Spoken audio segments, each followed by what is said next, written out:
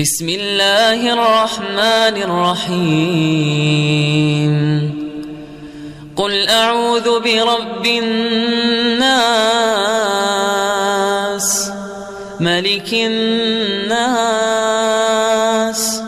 إله الناس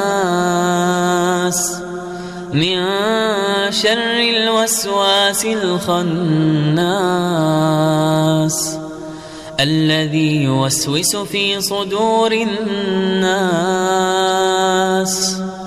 من الجنة والناس.